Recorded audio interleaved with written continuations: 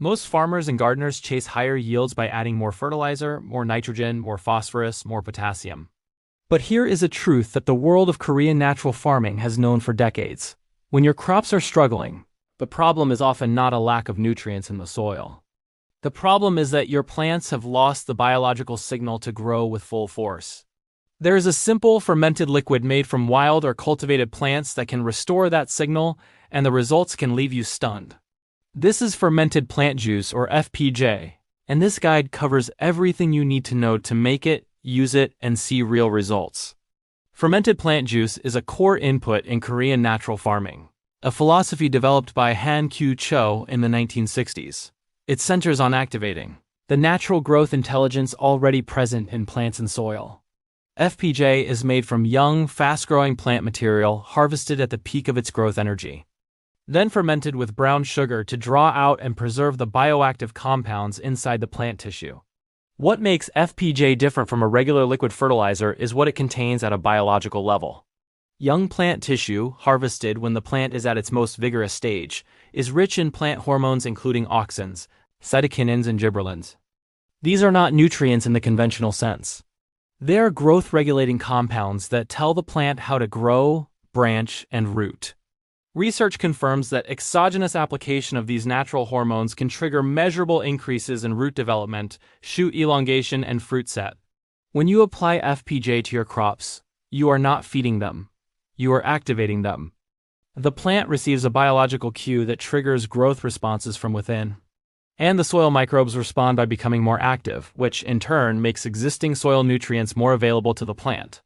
This is the mechanism that separates FPJ from anything you can buy in a bottle at a garden supply store. The plant material you choose will determine the effectiveness of your FPJ batch. The golden rule is to harvest young growth from fast-growing plants, where growth hormone concentration is at its highest.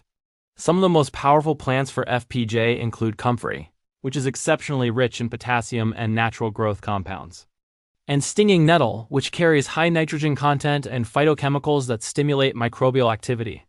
Bamboo shoots are a cornerstone of KNF because of their extraordinarily rapid growth and dense hormone content.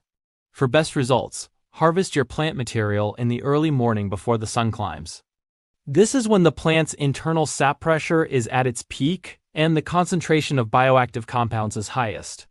Start by harvesting your chosen plant material. Aim for fresh, young growth free from disease or chemical contamination. Chop or tear the material into smaller pieces to increase surface area, then weigh it. The ratio you need is 1 part plant material to 1 part brown sugar by weight. Combine the plant material and brown sugar in a clean, non-metallic container. Ceramic, glass, or food-grade plastic all work. The sugar draws moisture out of the plant tissue through osmosis, pulling out the hormones, enzymes, and organic acids. Cover the container with a breathable cloth or paper rather than a sealed lid because the process needs airflow. Leave the mixture to ferment at room temperature for 3 to 7 days. Stir it once a day. By day 5, the liquid will take on a deep amber color with a slightly sour fermented aroma. This is what you want. Strain out the plant material and store the extracted liquid in a glass jar or bottle. The standard dilution ratio for foliar application is 1 part FPJ to 500 to 1000 parts water. This sounds extreme, but applying it too concentrated can actually shock the plant and inhibit growth. For soil drench application, use a dilution of 1 to 500 and apply it once every 1 to 2 weeks.